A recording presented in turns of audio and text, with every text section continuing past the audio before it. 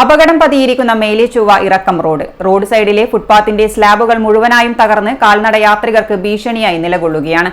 വിദ്യാർത്ഥികളടക്കം നിരവധി പേർ കടന്നുപോകുന്ന വഴിയിലെ അപകടക്കെണി അധികൃതർ ഇതുവരെയും കണ്ടില്ലെന്ന ഭാവം നടിക്കുകയാണ്.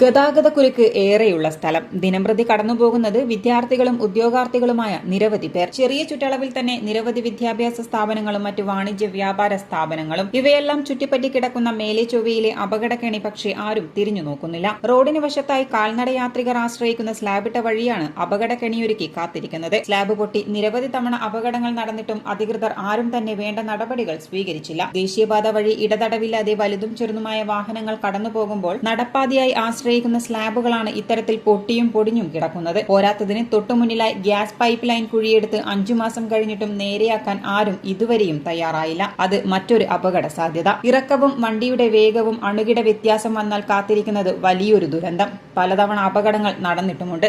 അപ്പോഴെല്ലാം രക്ഷകരായി എത്തിയത് നാട്ടുകാരും. എന്നിട്ടും അധികൃതർ ഒരു കുലുക്കവുമില്ലാതെ ഈ അപകടക്കെണികൾ കണ്ടില്ലെന്ന നാട്യത്തിലാണ് നടക്കുന്നത്. പല കാരണങ്ങൾ കൊണ്ടും ഡിവൈഡറുകൾക്ക് റിഫ്ലക്ടറുകൾ സ്ഥാപിക്കാൻ സാധിച്ചിട്ടില്ല. അതുകൊണ്ട് തന്നെയാണ് അപകടങ്ങൾ കൂടുന്നതും.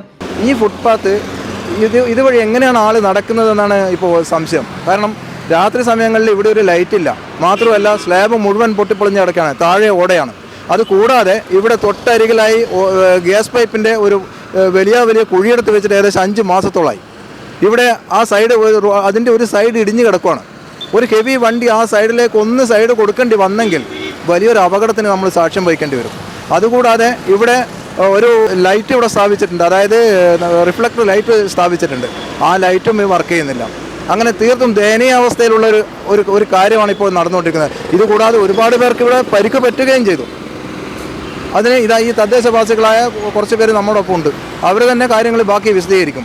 ഇവിടുത്തെ സ്ഥിതി എന്ന് പറയുന്നത് വളരെ ദയനീയമായ അവസ്ഥയാണ്. ഒരാളുകൾക്കും നടന്നു പോകാൻ പറ്റാത്ത സാഹചര്യമാണ് ഇവിടെ ഉണ്ടായിരിക്കുന്നത്. അതുപോലെ തന്നെയാണ് വാഹനങ്ങൾ ഗതാഗതവും തുടർച്ചയായി തടസ്സമുള്ള സ്ഥലങ്ങളാണ് ഇവിടെയുള്ളത്. അതുവഴി നാട്ടുകാർക്ക് നടന്നു പോകാൻ പറ്റാത്ത അവസ്ഥ. ഈ നിരവധി ആളുകൾക്ക് ഗുരുതരമായ അപകടങ്ങൾ ഇവിടെ പറ്റിയിട്ടുണ്ട്. കഴിഞ്ഞ ദിവസം അപകടം പറ്റിയ ആൾ മിംസിൽ അപകടനില തരണം ചെയ്ത രീതിയിൽ വലിയ അപകടം പറ്റിയിരിക്കുകയാണ്. അതിൻ്റെ കൂടെ ബൈക്കിടിച്ച ആളുകൾക്കും നല്ല പരിക്ക് ഇവിടെ പറ്റിയിട്ടുണ്ട്. അത് അടുത്ത ദിവസം നിരവധി അപകടങ്ങൾ, ട്രെയിലർ ലോറികളും എല്ലാം ഇവിടെയുള്ള ഗ്യാസ് ലൈൻ പൈപ്പിന് കീറി വെച്ചിട്ട് ഉദ്യോഗസ്ഥർ യാതൊരു വിധത്തിലുള്ള തിരിഞ്ഞു നോക്കലും നടത്തുന്നില്ല എന്നാണ് നമുക്ക് കാണാൻ പറ്റുന്നത്. കാരണം ഇവിടെ കുഴി വെച്ചിട്ട് ഒരു ചെറിയ ബോർഡ് അതിൻ്റെ തൊട്ട് സൈഡിൽ വെച്ചിട്ടുണ്ട്. ആർക്കും കാണാൻ പറ്റാതിരി ഏത് സമയത്തും വാഹനങ്ങൾ അതിനകത്തേക്ക് വീഴുന്നു. നമ്മൾ തന്നെ ഇവിടുന്ന് നാട്ടുകാർ ഓടിക്കൂടി അതിനെ എങ്ങനെയെങ്കിലും പൊക്കിയെടുത്ത് മാറ്റി അവർക്ക് രക്ഷാപ്രവർത്തനം നടത്തുന്നു. അങ്ങനെയൊക്കെയാണ് ഇവിടെ നടന്നു വരുന്നത്. അതുപോലെ തന്നെ ഇവിടെയുള്ള സ്ട്രീറ്റ് ലൈറ്റുകളൊന്നും തന്നെ കത്തുന്നില്ല. വലിയ ഇരുടുള്ള പ്രദേശമാണ്. അതുപോലെ ഇവിടെ ഡിവൈഡറുണ്ട്. ഡിവൈഡറിന് യാതൊരു റിഫ്ലക്റ്റിംഗ് ലൈറ്റുകളോ ഒന്നും ആർക്കും വാഹനങ്ങൾ അങ്ങോട്ടും ഇങ്ങോട്ടും കടന്നു പോകുമ്പോൾ തിരിച്ചറിയാൻ പറ്റാത്ത രീതിയിലാണ് ഡിവൈഡറുകൾ ഇവിടെ സ്ഥാപിച്ചിട്ടുള്ളത്. അതിന് റിഫ്ലക്റ്റിംഗ് ബോർഡുകളോ ഒന്നും തന്നെ ഇവിടെയില്ല. അതെല്ലാം കൃത്യമായിട്ട് നടപ്പിലാക്കണം. ജനങ്ങളുടെ ജീവൻ രക്ഷിക്കണം എന്നാണ് നമുക്കിവിടെ നാട്ടുകാരിൽ നിന്നുള്ള രീതിയിൽ നമുക്ക് പറയാനുള്ളത്. നടപ്പാതയിലാണെങ്കിൽ സ്ട്രീറ്റ് ലൈറ്റുകളോ സുരക്ഷാ സംവിധാനങ്ങളോ ഒന്നും തന്നെയില്ല. പാതിരിപ്പറമ്പ് വഴി എളുപ്പത്തിൽ മേലെചൊവ്വയ്ക്ക് എത്താവുന്ന വഴിയായതുകൊണ്ടുകൂടി നിരവധി പേരാണ് ഈ വഴിയെ ആശ്രയിക്കുന്നത്. എന്നാൽ ഈ ഒരു അപകടം പലരും അറിയുന്നുമില്ല. ഇനിയെങ്കിലും അധികൃതർ കണ്ണു തുറക്കുമെന്ന് പ്രതീക്ഷിക്കുന്നു. ഇവിടെ നാട്ടുകാരുടെ ആവലാതി നമ്മൾ കേട്ട് കഴിഞ്ഞു.